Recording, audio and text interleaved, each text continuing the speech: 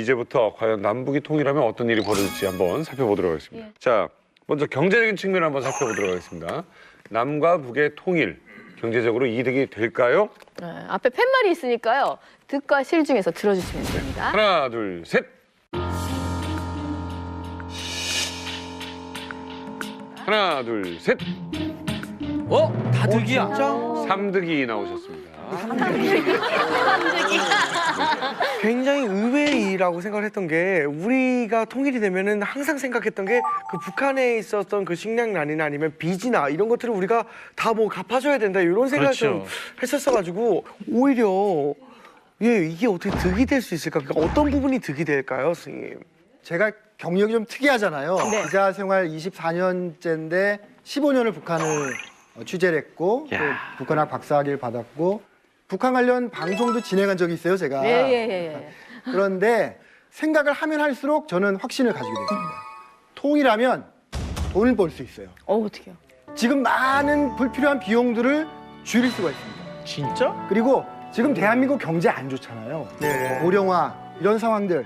대한민국 경제를 한 방에 활로를 뚫을 수 있는 거 바로 통일입니다. 바로 그 비결 오늘 다 얘기해드리겠습니다. 완전 반대인데. 네. 그러니까 생각해보면 자, 이번에는 지금부터 잘 들어야 합니다. 통일이 되면 어떤 점이 좋은지 통일 전문가들께서 한 가지씩 준비를 해봤습니다. 과연 어떤 내용이 있을지 지금부터 공개합니다. 100배 아니야, 100배. 아니 근데 이게 10,000원 내고 100만 원 번다는 게 이게 로또 아닙니까? 그런 방법밖에 없어 지금. 네, 뭐 우리 많은 국민들의 사실은 통일에 대한 경험이 없다 보니까 이게 비용이 엄청나게 많이 들어가는 걸 많이 생각을 하거든요. 그렇죠. 저는 이번 프로를 계기로 해가지고 그런 걱정은 내려놔도 된다고 보고 있습니다. 미리 예측인가요? 비용에 대해서 잘못 생각하고 있는 부분들이 있어요. 물론 이제 통일 비용을 추산을 어떻게 하느냐 하면 실제로 남북한 주민들의 소득 수준을 뭐 70%나 한 100% 정도 맞추는데 10년 걸리느냐 20년 걸리냐에 따라서 이 추산을 하거든요. 그래서 적게는 50조 원, 또 뭐 많게 추산하는 경우는 5천조 원 이렇게 추산을 하거든요. 그 5천조 원 추산을 한다고 하더라도 실제 통일을 통해서 가져올 수 있는 이익을 북한의 지하자원만 하더라도 7천조 원 이상이거든요. 그러면 충분히 그러니까 통일 비용보다 더 많은 이익을 가져올 수도 있고, 그다음에 통일이라는 결국 우리 경제가 성장하는 겁니다. 이게 지금 분단에 의해서 우리 경제 성장하는 한계가 있는데 이게 만약 통일이 된다고 그러면 연간 한 11% 이상을 성장해 나갈 수가 있거든요. 우와.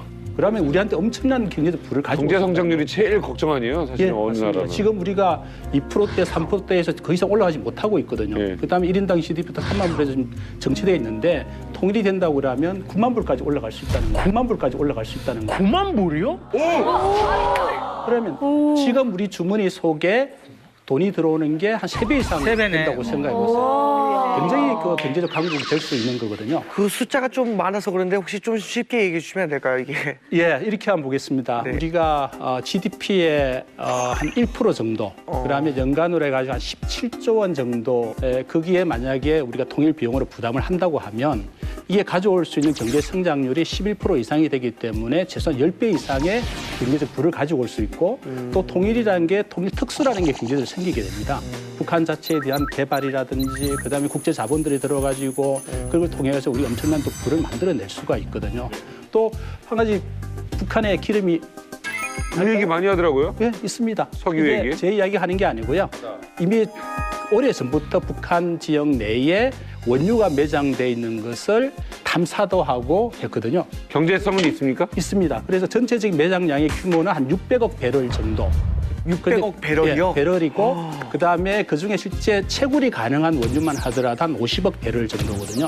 50억 배럴 정도 같으면 우리가 원유에 한 500년 정도 이게 수입하는 그 정도의 원유들이 매장되어 있기 때문에 아 숫자를 너무 그냥 크게 고치는 것 같으시네. 아니 제 숫자는 그게 정확하게 추산한 겁니다. 통일이 돼야 되는구나. 그다음에 아까 제가 통일 비용할 때 우리 국민들이 잘 몰라가지고 걱정을 많이 하는 건데 이게 비용과 투자의 개념을 구분을 해봐야 되거든요. 그 좀 겨울에 만약에 갑자기 폭설이 내려가지고 집이 무너졌다. 그럼 이 집을 보수하는 데 한 1,000만 원 정도 들어가면 이거는 비용이죠. 왜냐면 반대로 내가 1,000만 원을 장사하기 위해 트럭을 샀다. 트럭을 사가지고 만약에 북한 지역에 장사를 해가지고 1,000만 원 투자를 해가지고 5천만 6천만 원을 번다고 하면 이거는 비용이 아니잖아요. 네. 투자잖아요. 네. 그래서 우리가 통일 비용을 이야기할 때도 순수하게 우리가 부담해야 될 뭐 그런 비용은 최소한 비용이라 할 수 있겠지만 북한을 개발하고 그다음에 우리 경제적으로 들어가는 많은 비용들은 비용보다는 투자거든요. 그러네요. 그래서 훨씬 비용에 대한 것은 크게 걱정을 안 해도 저는 된다 고 보고 있고요.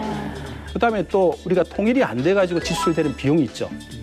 대표적으로 뭐가 있죠? 국방비. 국방비. 국방비. 만약에 남북한이 통일이 되어 있고 평화적으로 한반도가 운영이 되면 국방비를 그렇게 과다하게 지출할 필요가 없는 거죠. 이 국방비를 줄일 수 있는 것도 굉장히 큽니다. 이게 현재 우리가 연간 50조 원 정도 국방비에 들어가잖아요. 그래서 뭐 통일이 된다고 해도 일정 부분은 이제 군사적 유지해야 되기 때문에 그 정도만 한다고 해도 한 30조 원 이상의 비용을 절감할 수 있는 거잖아요. 아니 그러면 지금 말씀하신 게 국방비를 30조 정도 아낄 수 있다 그러는데 그 30조면 어쨌든 뭐 이렇게 어느 정도인지 하도 그 금액이 안 커서 오죠. 30조 원 정도면 이렇게 제가 한번 비유를 해보겠습니다. 서울시가 1년에 운영하는 예산이 한 30조 원 정도 되거든요. 그 비용을 줄일 수 있는 거고요. 그다음에 통일됐을 때 우리 국민들 5천만 국민들한테 나눠준다. 이러면 1년에 주머니에 보너스로 60만 원씩 정도 들어오는 겁니다. 조 박사님께서 이제 군사 비용 뭐 이런 얘기를 하셨는데 사실은 군사 비용은 일부분이고요. 분단으로 인한 비용이 엄청나게 많이 들어갑니다. 예를 들어서 지금 우리가 그 나라도 이사를 갈 수 있다. 그래서 어느 날 싹 남한만 드러내가지고 유럽 한가운데로 딱 이사를 가서 EU 국가가 됐다고 한번 생각을 해보세요. 인구 한 5,400만에 EU에 있으니까 분단 비용이 안 들어가잖아요.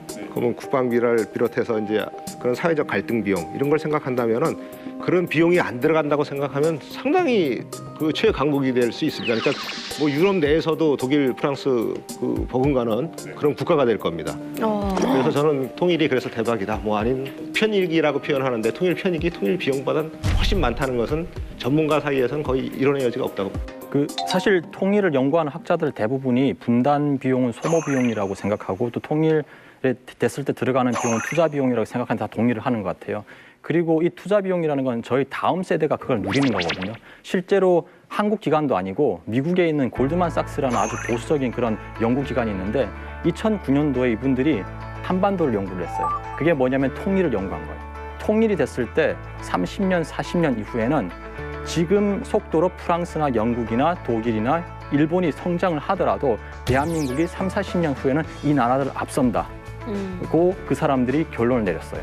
그리고 또 골드만삭스만 이야기한 것이 아니라 2016년도에 그 영국의 그 이코노미스트 거기에서도 동일한 또 그 연구 결과를 발표를 했고요. 그래서 결국은 통일은 우리 입장에서 대박인 것이 아니라 세계의 그런 전문적인 그런 연구 기관들에서도 통일은 대박이다라고 이야기하고 있습니다. 그나저나 제가 이제 이만갑하면서 배운 게 많은데 그 우리나라도 뭐 빚이 많지만 북한 빚이 어마어마하다고 들었거든요. 그것도 우리나라가 또 다 갚아줘야 되는 거 아닌가요? 통일하면 책임은 생기겠죠. 그 빚이 이제 많은데 우리가 통일해갖고 갚으려면은 부담되는 거 아니냐 이제 이렇게 생각할 수가 있는데 얼마나 될까요? 그게 어마어마할 것 같아요. 우리나라는 얼마 될까요? 한 500조 있잖아요. 엄청 많던데. 400 몇 조 있는 걸로 알고 있는데. 네, 우리가 이제 한 430조, 뭐 400조가 좀 넘습니다. 근데 우리가 400조 넘는 거는요, 채권은 또 한 850조 돼요. 그래서 그래서 뭐 걱정하는 수준은 아니고요. 그럼 북한은 이제 얼마가 되느냐? 이게 이제 공식적인 통계는 안 나오고 그냥 여러 그 자료를 통해서 이제 추산을 해보면은.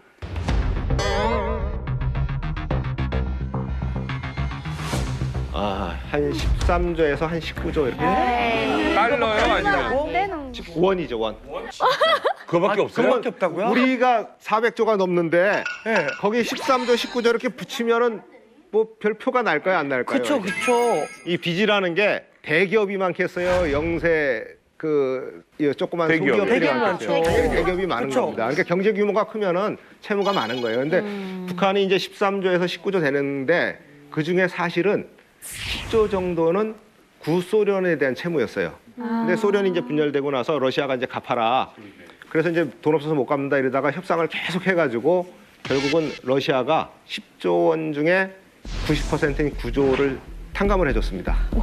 그리고 나머지 1조 정도는 러시아가 북한의 개발 사업을 통해서 그걸 받아가기로 했어요. 그러니까 이제 10조 원은 없어진 거죠. 지금 이제 왼쪽 안 3조 원에서 한 9조 원이 남잖아요.